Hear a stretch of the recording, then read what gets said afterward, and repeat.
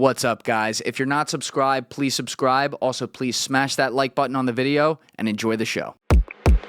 But this is the video I was talking about, Mark. I'm going to play this real quick with volume. Command. Is he down? I don't know. 5036, go ahead. I need 5036, 5030. Start towards C-Farm Sugar. I told them they need to post the guys over here. I told them that the Secret Service. I told them that Tuesday. I told them to post guys over here. I have no contact with either one. What? No. We're inside. Alpha 1, Bravo 1. 50. There's the water tower. Post guys over here. I wasn't even concerned about it because I thought someone was on the roof. I thought that's how we. Like, how can you lose a guy walking back? They were on the roof. They were inside. They were inside. In the building. Because it's impossible. You need to go somewhere over on the west side. Because I thought we were going to post guys over here. I talked to the Secret Service guys. They're like, yeah, no problem. We're going to post guys over here. All right, cut it there. So, Mark, how did they even determine? Because this does need to be said about Trump. You're talking about a guy who does more big public appearances than anyone in the history of this country. Mm-hmm. So I recognize it's hard. The fucking guy, even when he wasn't running for office, did a rally every week, right? Yeah. But how do they make the determination on, I guess he said Tuesday in that case, before this happens on Saturday, that okay, I think it's Beaver County PD, you guys are in charge of this, and we, the Secret Service, are in charge of that. How's that made each time? Yeah, and no, this also illustrates another thing that there's two. I'll explain that, but there's also it shows a little bit too when we're talking about communication. The fact that they don't know or there's uncertainty also indicates that besides the radio comms, there may have been communication issues as far as making it clear where the responsibilities are. So typically, the Secret Service agents typically on a site like this, right?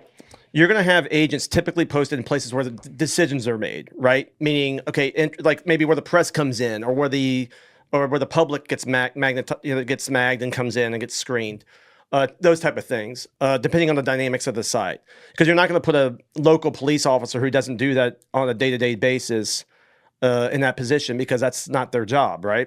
Mm-hmm. So what they'll use, and obviously, the closer you get to the protectee, obviously the closest perimeter, the closest group is that shift that we talked about earlier, the people right around the protectee.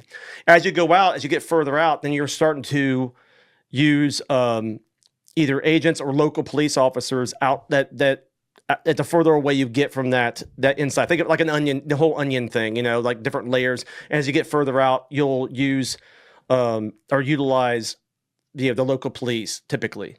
So when I first saw this, actually, even before any of this stuff came out, the first thing I thought was, looking at the site, was that they would have assigned probably a local PD to that roof. And I say that only from the standpoint, not like I said, not deterring, not pointing blame at anybody or anything like that.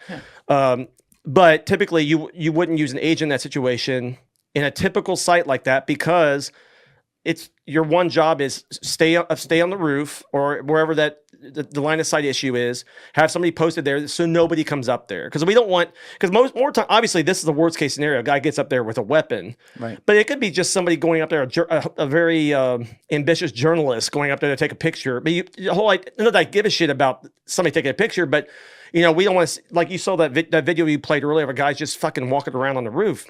You don't want to shoot a photographer. Yes, you don't want to think. You don't want to misidentify somebody thinking they're an assailant, or anything like that. So you need it posted, and really, it doesn't matter if it's an agent or an officer. You just need, but like the guy who was saying, "Hey, I told the service to post this." He's right. It should have been posted or somehow taken out of play. Like I said, when the acting director said that should have been inside the perimeter where you didn't allow anybody in there. What was the good of putting people inside? I can't explain it. I don't know what the site was. Obviously, this is an abject failure. I can't really, once again, I can't explain why it was done the way it was. Now, I do think, and you hit on this a little bit, is obviously there were comms problems. That's made clear in a lot of the reports. And I know that during the hearings, they were talking about, when they talk about comms, they were talking about mostly radio communication, right? But also the other concern is you wonder what, that video there, the first thing I thought of is like, this guy saying, "Hey, I told the service to put this up there," or whatever. And once again, this is conjecture, but you wonder: are we communicating to the locals well enough so they know exactly what the responsibility? Meaning, did we were we acting under the belief that the locals were going to post that, and they were acting under the belief that we were going to post it, and then nobody fucking posted it? I don't know. I don't know the answer to that. But it felt like when I hear that, that's obviously a communication thing. Of course. And you have to, when you're doing a site and things like that, make sure everybody knows what their role is. Like going back to the football analogy, if you're going to be a pull blocker, or if we're going running to the right, you better not pull to the left. It's like everybody's got to be on the same sheet of music. And in our job, you cannot, you can't have a bad day. And this is a very, very bad day. It was very clear from this. And I don't know the answers to, and I hope that, once again, going back, I hope that we improve from this and get better at this. And I hope if something good comes of it, because this has been so terrible, but I don't know why the ball was dropped there. I honestly cannot. And I kind of got the sense from Acting Director Rowe when he testified, he had the same kind of feeling, like the way he talked about what was up there and saw it firsthand. Is it possible? Ultimately, we can't point the finger at the local police, but we can't do our job without the local police. Yes. Yeah. I appreciate how you've been very upfront this entire episode and have reiterated several times that the buck stops with you guys because you're the ones in charge, yes, the agency of planning this. Yeah. I do think to be fair as well, though, again, this should have never been allowed to happen, but I think we do have to point some blame on the PD here. The more I look at this as well, because Alessi, there's another video I sent you. I think the caption says something like it was from Cheadle's testimony. She says something about 18 minutes, and she confirmed this was one of the things that she confirmed, which was good. But the police had reports 18 minutes before. I want to play it. They had reports 18 minutes before that the shooter, the person who ended up, Thomas Crooks, was on the roof. Do we have it? There's a bunch here. Let me just pull up one. Yeah, it should say something about like, nope, that's the Rep Fallon one, not the Mace one. Go to Young Americans, that one. Hit that one. Yeah, that one. That's what I want. Play it. That at 5:45 p.m., approximately 18 minutes before President Trump took the stage, the Beaver County Emergency Services Unit noticed the shooter on the roof and photographed him. Is that a fact or not? That is the information that I have from the FBI's report, yes. You haven't been willing to share whether or when this was communicated to the Secret Service, so I'd like to get into the difference between suspicious activity and threatening activity. Is it suspicious or threatening if an individual is seen around the perimeter with a rangefinder? Is that just suspicious? That could be termed as suspicious. If that same individual with the rangefinder is found on a rooftop, is that still just suspicious, or is that considered threatening? That could be termed still as suspicious. All right, my time is over. Today, You're not gonna Okay, let's. Yeah. Do you agree with that? Well, this has been interesting. That's so a no. The suspicious. When it comes to suspicious, here's the thing, and I don't know. Every site, you're going to have suspicious people, pretty much. And a lot of times what happens is you'll have somebody that kind of pings us and somebody brought to our attention, and you'll have like a protective intelligence, usually it's a local police officer teamed up with an agent, plain clothes, and they'll go talk to the person. And a lot of times it's just a weirdo. It's nothing. Obviously, this turned out to be something. So having a suspicious person, I've seen some pundits and some people talk about, well, why did they allow him on stage? If there was this guy out there, well, you let him on stage because somebody's suspicious, but that's not going to be, just because a guy's acting. Now the rangefinder shit That's is what I was fucked gonna up. say. The rangefinder, I've never heard of that in my fucking life. I mean, I've never been in a site where I've heard somebody with a rangefinder looking at the stage. Never. Now you may, like I said, most of the time when you have a suspicious person, it's because they're acting in an odd way or they're doing something. Yes. Sometimes those people even turn out to be we call lookouts, which is maybe somebody on record with us.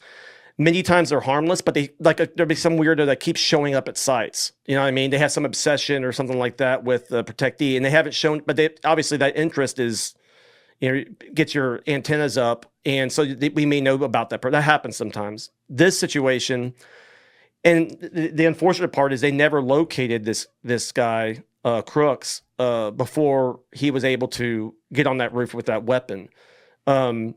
And meaning law enforcement. Meaning law 'cause people enforcement somebody, because I know they were from what reports were, they were looking for this kid. Like, he was acting strange. Somebody had taken a picture of him. He had a rangefinder. Why that wasn't, if ideally what would have happened is like they would have contacted him, held them a moment, and then maybe a Secret Service, like a protective intelligence person or somebody, could talk to them. Right. And Cheadle just said in that testimony, she's saying they actually had him on the roof at that point, 18 minutes. What you're talking about is in the build up to that, where he's around. He's around the building, and they say suspicious. If you have somebody suspicious, there's nothing wrong with going up and talking to somebody. Sure. You're not violating anybody's rights. And a lot of times you'd be surprised if you ask them, hey, what's in the bag? Can I take a look? And they'll give you consent, to look in there. But once again, this wasn't in the secure zone, so meaning that he wasn't screened. Obviously, the area. I'm just going by correct. I'm going by from what we know. So he's outside of that, and that's where going back to if that had been pushed out and included that building, this would be a different situation. It's what it sounds like. And once again, this is all my opinion and my conjecture, just based off what I know from this information. But. Yeah, and so there was communication was the biggest problem, but also with that situation, I don't know what was communicated back to. Like I said, going off the testimony I heard on Capitol Hill, there were several people that were pinging. That I want to say 5 or something like that. There was other suspicious people that were communicated to the service and and he was one of those 5. And on top of that. And it was a really hot day, and there was several medical issues in the crowd. Not saying that makes this okay, but there's a lot going on, and I feel like, and this is conjecture, I feel like some of it somehow the kid got lost in the mix. This guy on the outside here, I don't know how. Once again, I can't explain how all this happened, and that's why I feel like communication became a big issue, and why I think it's been talked about here is how is that information being. How are we sharing information? How is the locals PD getting that information to us? How are we getting information to them? Those type of things. And like I said, even with the guy who was like, I told the Secret Service to post this, what leading up to that, if he truly thought that was the case and he thought that was covered and we thought it was covered and it wasn't covered, that's a huge, obviously that's the biggest hole in the whole thing. I don't know, once again, this is conjecture. I don't know how it happened. But it's definitely something that needs to be, and down the road, I guarantee you, this incident is going to be used during every training. That's right. Throughout for the rest of the, we still train or we still look at scenarios that happened in the past during our history, and learn from them. Whether it's the Reagan, maybe go back to Squeaky Fromm back in the 70s, or even going back to JFK. Squeaky Fromm? There was a gal. She was back in the 70s. They got a couple shots off at Gerald Ford. It was like, I don't know the backdrop of it, but there was a couple. Gerald Ford, a couple times in the 70s are crazy anyway. She just popped off some rounds, I think, from a handgun, but didn't really get close. But it was still, a fucked up situation.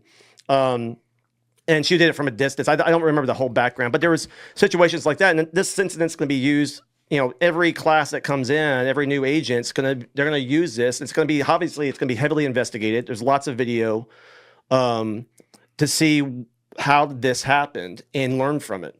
But yeah, I don't have the answers to, there really is no good answers to all of this, but it's clear, and everybody knows it's clear, and it's obvious when you see it that has to be, that roof has to be taken out of play. And then for the life of me, I don't know why it wasn't. Thank you for watching the video, guys. If you haven't already subscribed, please smash that subscribe button and check out this clip's full podcast episode by clicking here or in the description below.